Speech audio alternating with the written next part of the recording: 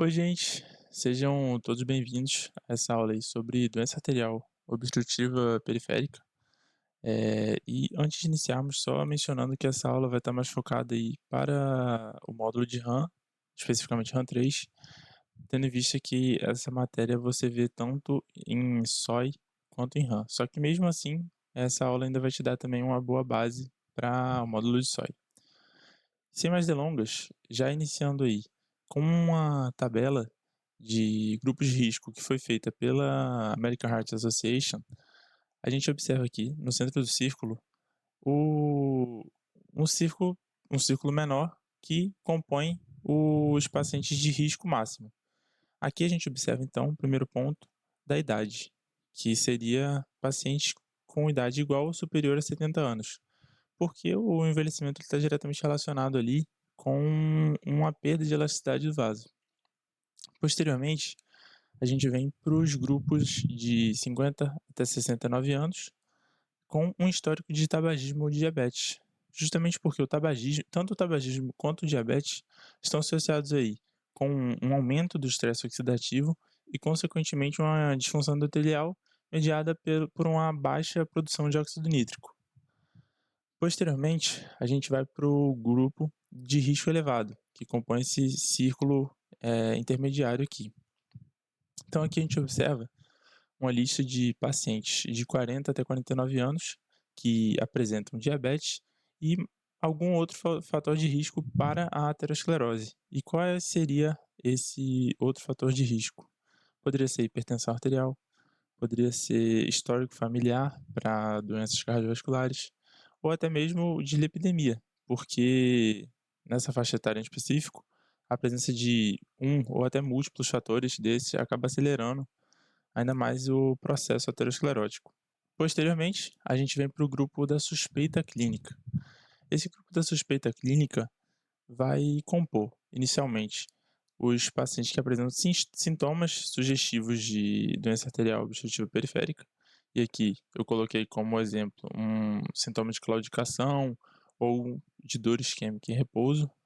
Posteriormente, a gente passa para pacientes que apresentam alguma alteração aí no exame físico, e aqui eu coloquei como exemplo um exame anormal de pulso, que poderia ser ou um pulso diminuído ou até mesmo uma ausência de algum pulso. E por fim, paciente que apresenta alguma aterosclerose já conhecida, como é o caso da doença arterial coronariana, uma doença carotídea ou até um acometimento da artéria renal.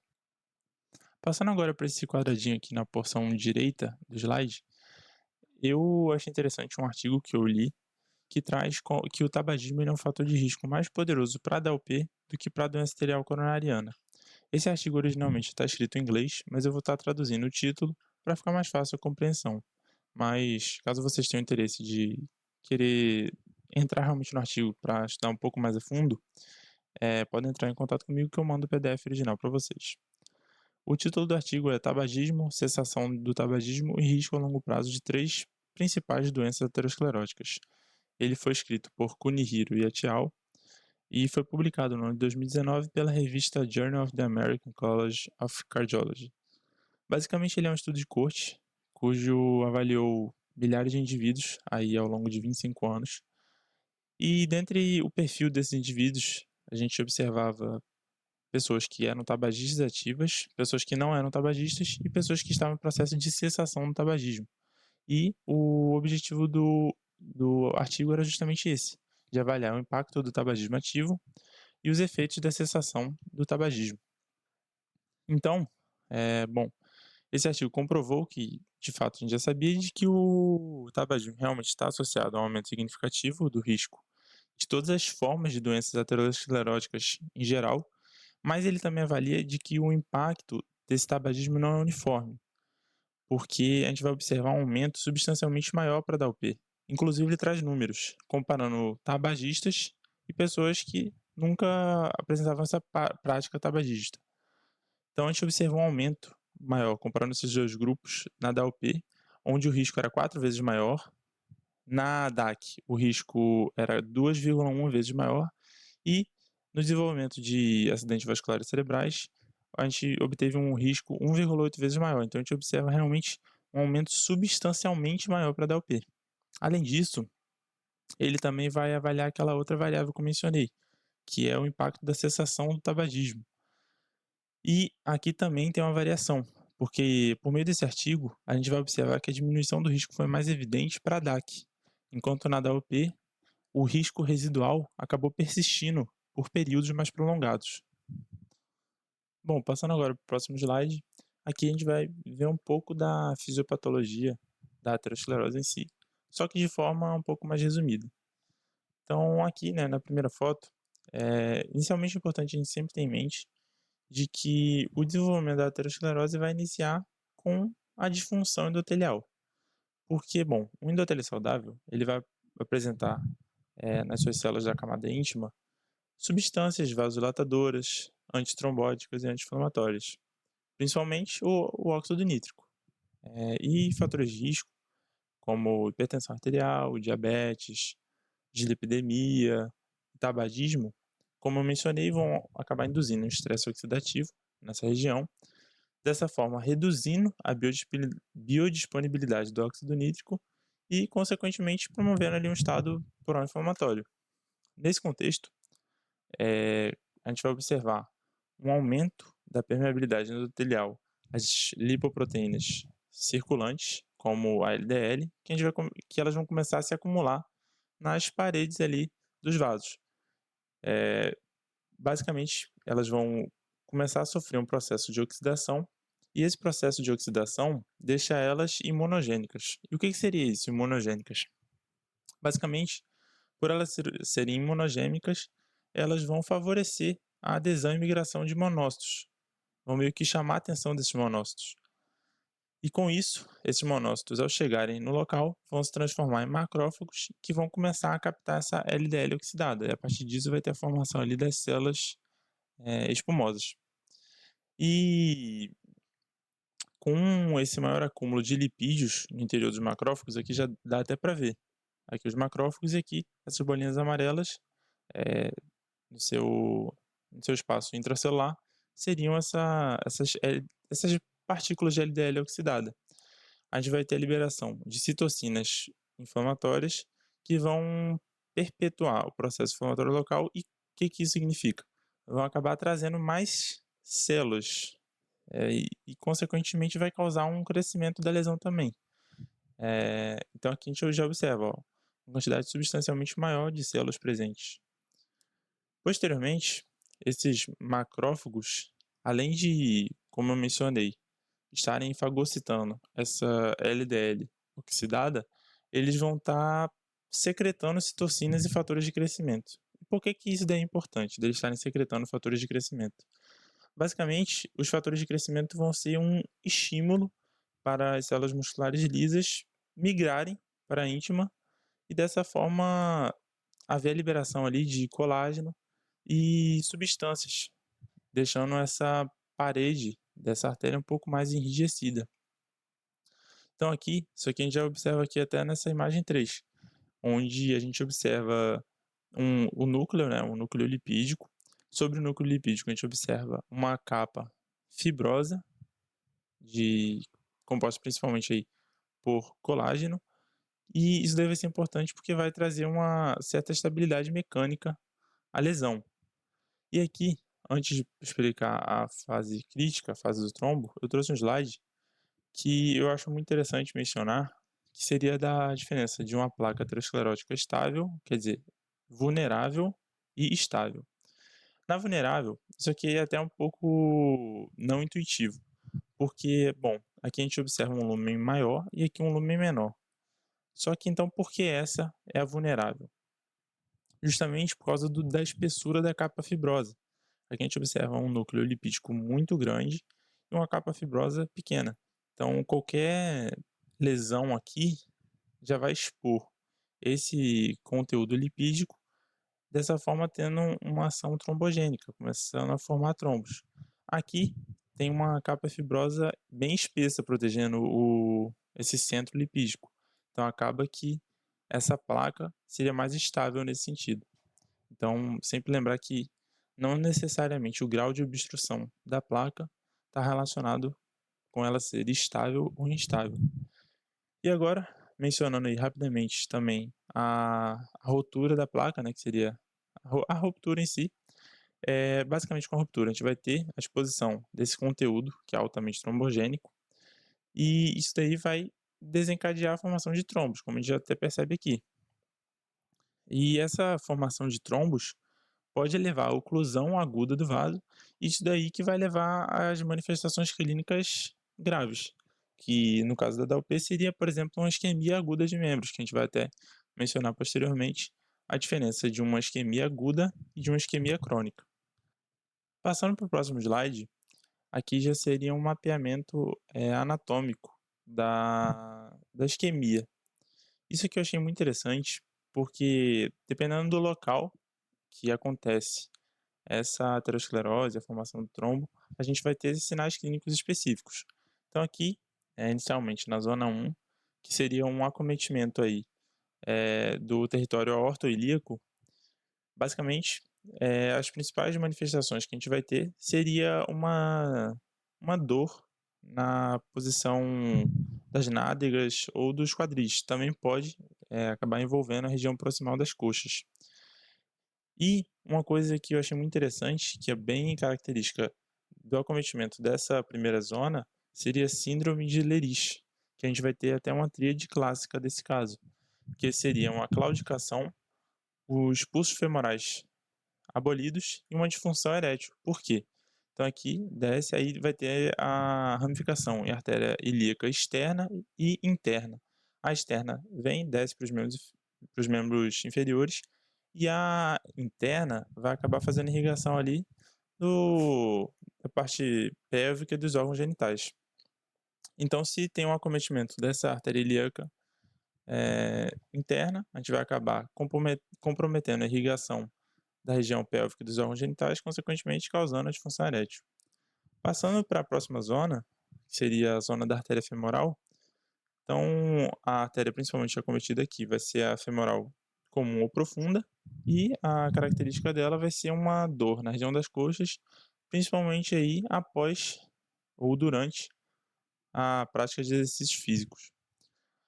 E na zona 3, essa aqui é até interessante porque ela vai ser a região mais frequentemente acometida pela DAOP, e a dor, nesse caso, vai acontecer principalmente nas panturrilhas, e que vai ser a dor mais comum do paciente.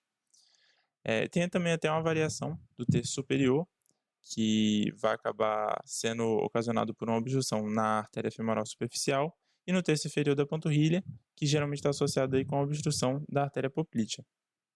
E por fim, na zona 4, a gente vai ter um acometimento dos ramos tibial e fibular, onde o acometimento seria mais distal.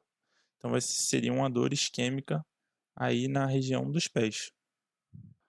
Falando aí agora um pouco de como esse paciente vai aparecer para você no consultório, aqui também é uma tabela feita pela American Heart Association, na qual ela fez avaliação de pacientes com uma idade igual ou superior a 50 anos, e para isso ela dividiu em 4 grandes grupos, cujo primeiro seriam os pacientes assintomáticos, e basicamente para os pacientes assintomáticos, a forma de controle seria justamente controlar os fatores de risco.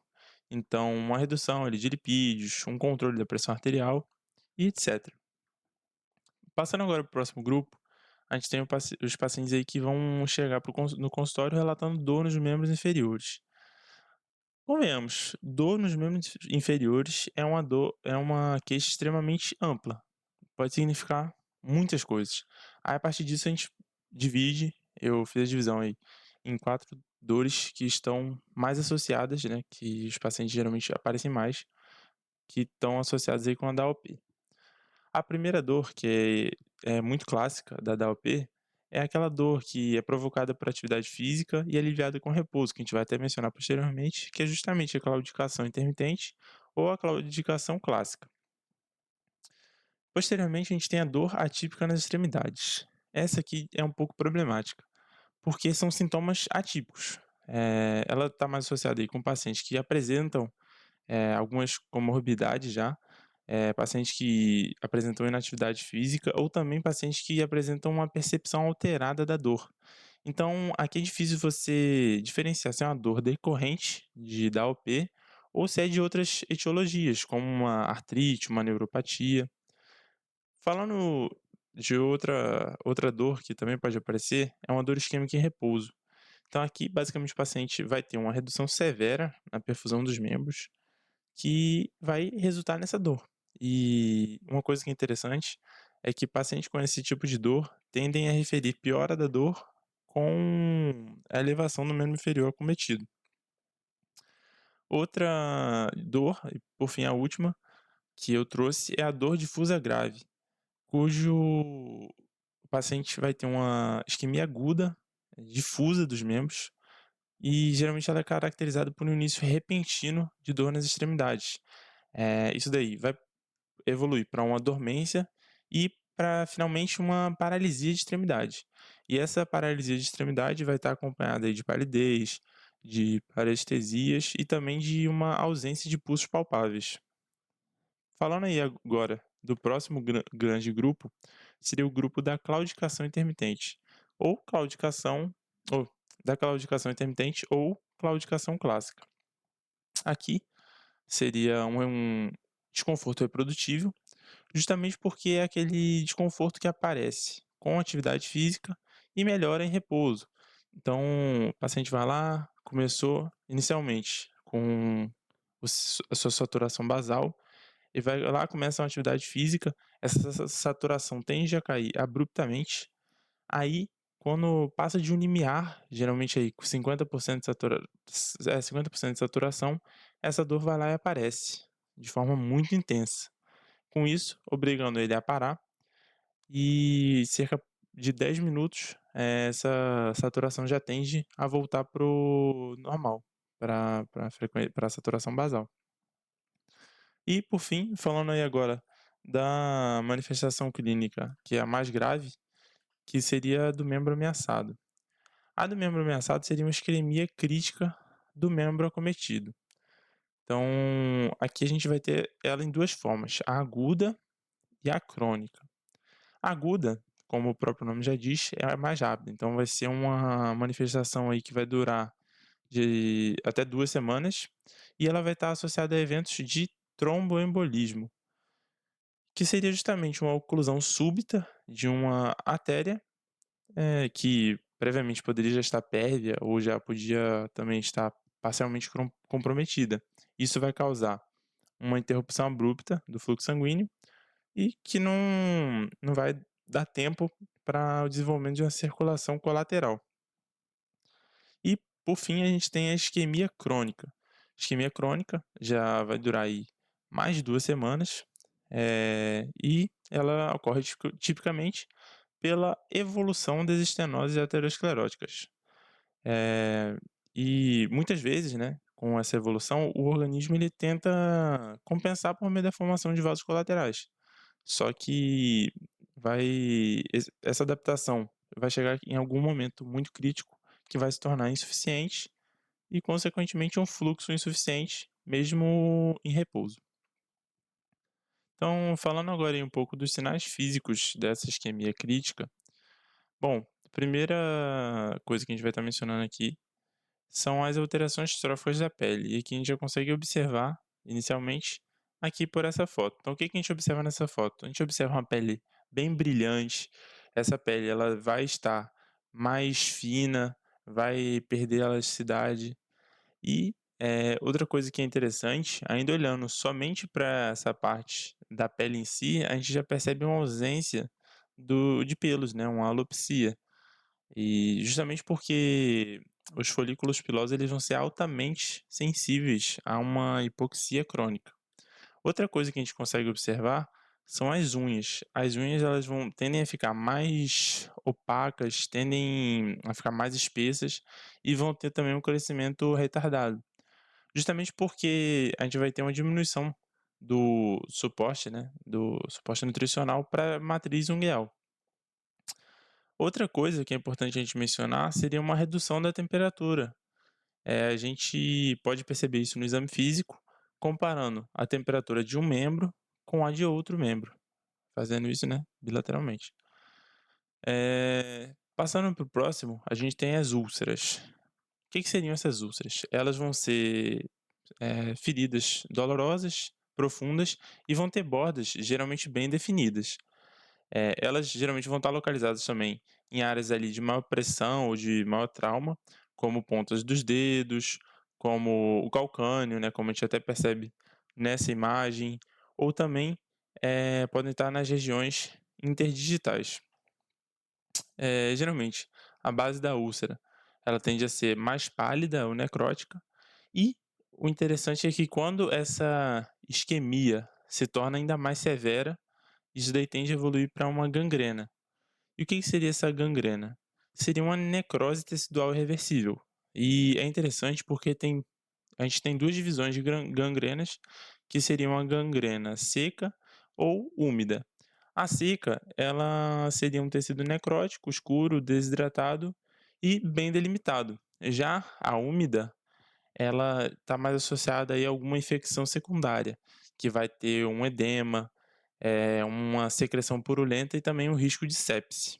E por fim, a gente tem a síndrome do dedo azul, que basicamente é um aparecimento súbito dessa coloração mais azulada, ou meio violácea, em um dedo ou também em mais dedos, dependendo da região da artéria que foi acometida.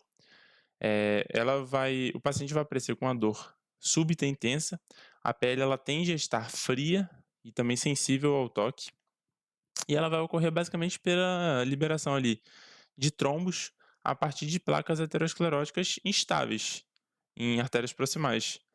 E, querendo ou não, esses êmbolos podem acabar alcançando essas artérias que vão ter um diâmetro menor e, consequentemente, causando uma oclusão nessas arteríolas digitais. Dessa forma, caracterizando esse quadro do síndrome do dedo azul. Falando agora um pouco aí do ITB, o que seria esse ITB? O índice tornozelo braquial.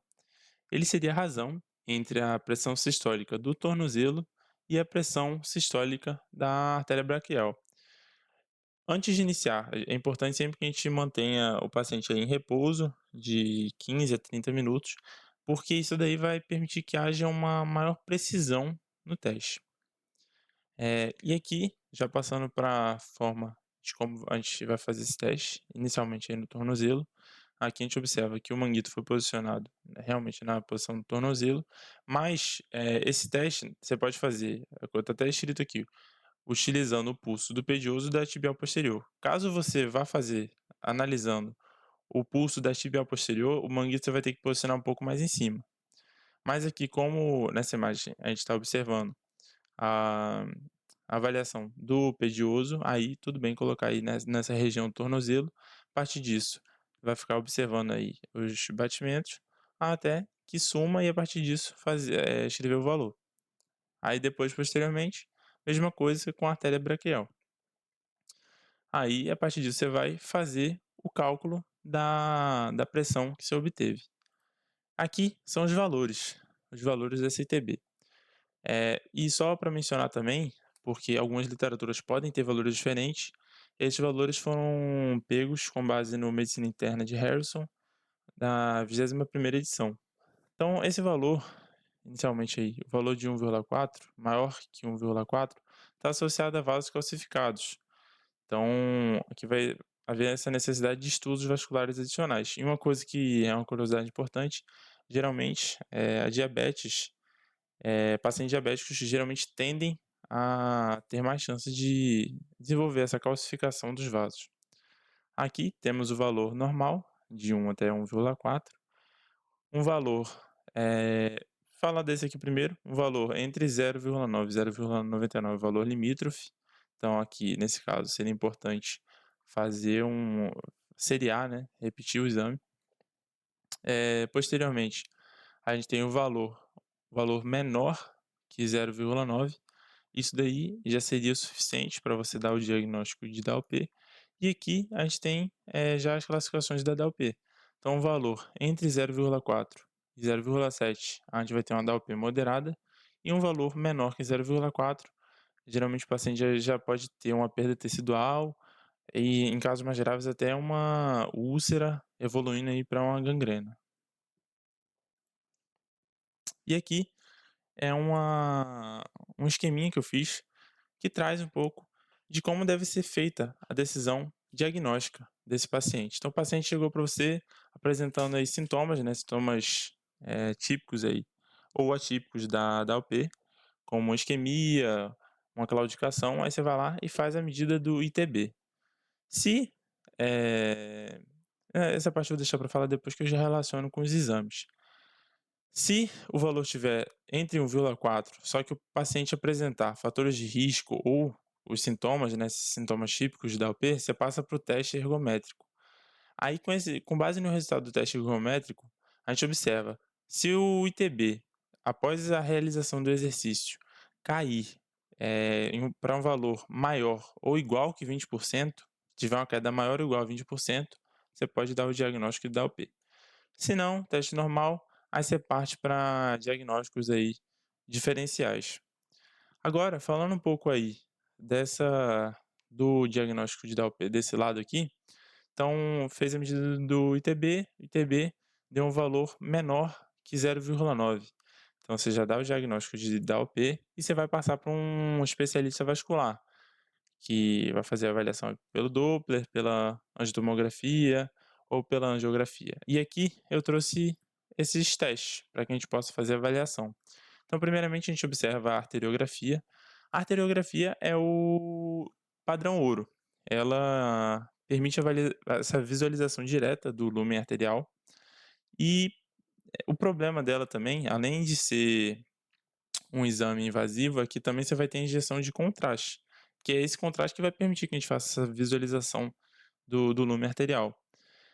E a artéria que geralmente é utilizada para arteriografia é a artéria femoral, e aqui, né, a gente observa até os ramos da femoral, femoral superficial, femoral profunda, e a partir dessa punção da artéria femoral, você vai conduzindo o catéter até o território de interesse. E a vantagem é essa, que você consegue obter uma alta resolução espacial e, dessa forma, identificar estenoses, oclusões, irregularidades ou até uma circulação colateral existente.